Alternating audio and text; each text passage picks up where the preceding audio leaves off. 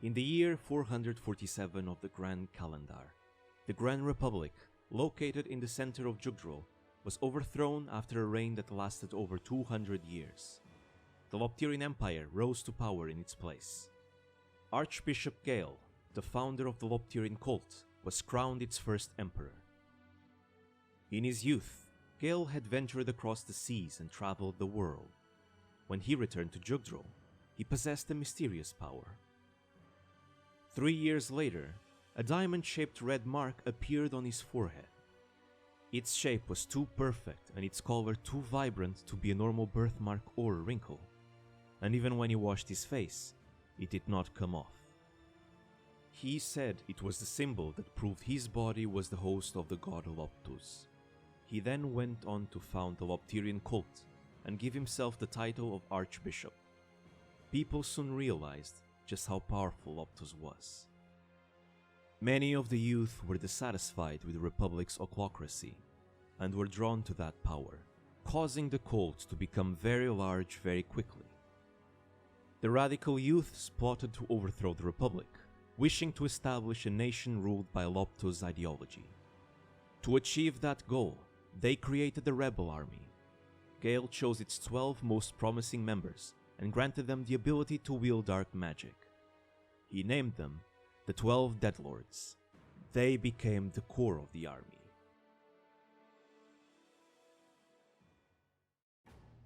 Soon after, the Loptyrian Empire was born, and the radicals' dream was realized. However, Loptus was not a god who had come to save humanity. All of the power shifted into Emperor Gael's hands, and it became clear that Loptus' true nature was that of a dark god. The majority of the common people did not accept those who converted to the Loptyrian cult, calling them heretics, the most offensive term one could use to refer to a person. When the Republic was in power, heretics had been forced to become slaves and treated even worse than livestock. The following year, the Empire swiftly carried out the Great Purge, killing over 100,000 people. In the grand year 452, a large group of children were burned to death as sacrifices to Loptus. This tragedy became known as the Sorrow of Miletus. And in the next year, tens of thousands of people were killed in the massacre of Edda. The people came to see Loptus as a calamity that only brought fear, death, and destruction. They hated the Empire, they hated the Loptyrian cult, and they hated the Emperor.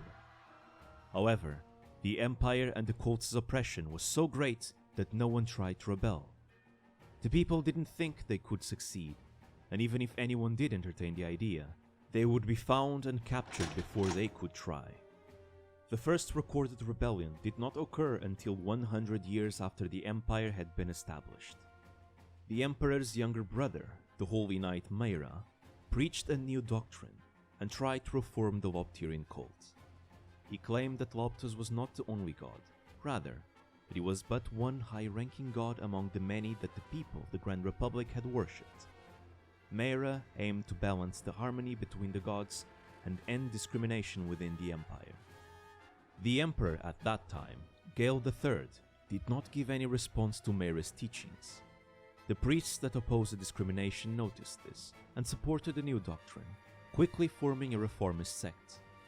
While they'd always had the same ideas as Meira, they only felt that they could speak out after he began preaching. The reformists and the conservatives debated the relationship between Loptus and the old gods, but did not reach a conclusion. In the grand year 535, a group of imperial soldiers started a riot at a reformist gathering. Meira and the other reformist leaders were arrested on suspicions of plotting a rebellion and were found guilty in a private trial. Meira and his family were executed, while the other leaders were put in jail. The remaining members were exiled and the reformist sect ceased to exist. But this did not mean that Meira's teachings were forgotten. While there were no records left within the Empire or the Loptyrian cult, the exiled priests formed a sect called the Hidden Meira sect, with factions in every area of Jugdral. There were even members within the priesthood of the Loptyrian cult. They saved as many children as they possibly could from becoming sacrifices and sent them to the hidden Mera sect's secret village. Even High Priest Bragi of the 12 Crusaders was one of the children they saved.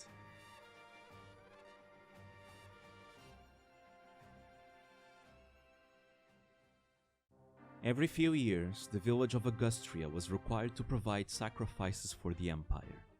The village leaders would gather together and choose the sacrifices from a lottery that included all children aged 5 to 7. The people were told that the children were not sacrifices, rather, that they would serve the gods at a temple in the imperial capital, Belhala. However, everyone knew the truth, and the village leaders claimed that the lottery was fair, but it was often the children of poor families that were chosen. When Bragi was 6, the village was asked to provide 5 sacrifices. Bragi was smart and kind, but his family was poor, so he was one of the 5 chosen. Bragi and the other children were ushered into a carriage bound for Belhala. They rode with the Loptyrian priest's children, so that they had someone to talk to and would not be frightened. 3 days after the carriage left the village, they stopped to have dinner at an inn. Afterwards, Bragi suddenly came down with a fever. A priest gave him some medicine and had him sleep in a different room from the other children. When morning came, his fever was much lower, but he felt like he was tied up and couldn't move. A guard came to tell him it was time for breakfast, but instead panicked and called in a priest. The priest checked his pulse and said, "He has already gone to be with Loptos," and covered his face with a blanket. "No, I haven't. I'm still alive." Bragi tried to scream, but nothing came out of his throat. My, what a shame. The soldier said with a sigh. But he's probably happier this way. "Children pass away during the trip to the capital all the time. I'll write an explanation of what happened." Please do. It'll prove that he didn't run off. After some time passed, Bragi heard the priest's voice again. "Innkeeper, this boy has already gone to be with Loptos. We must continue our journey, so please bury him for us." Understood. I'll give him a proper burial. "No, I don't want to die." He tried to say. However, just like before, he had no voice, and couldn't even lift a single finger. About an hour later, he felt someone lower the blanket. Poor thing, you must have been so lonely. It was the innkeeper. She opened his mouth and poured a strange liquid into it. Once he had swallowed it, he could move again. He shook his hands and feet and said, "I'm alive, ma'am. I'm alive." I know. You won't die. You've been chosen. I've been chosen? That priest thought it would be a shame for you to become a sacrifice, so he spared your life. He's no longer here, but be sure to thank him in your heart. He saved me. Yes, he did, young man. You mustn't forget. Your life was spared, so one day you must spare someone else's. she said before opening a small coffin. I'm going to perform your funeral soon, so I want you to get inside of that closet and stay quiet. You are not to come out no matter what. Understood, darling? Yes, ma'am. The innkeeper put a bag about the same size and weight of a 6-year-old child in the coffin and lifted it.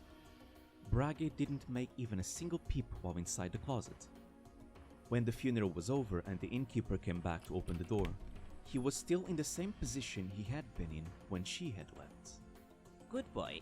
No wonder you were chosen. It's all over now. You've already died and been buried in the ground once, so you will never die again.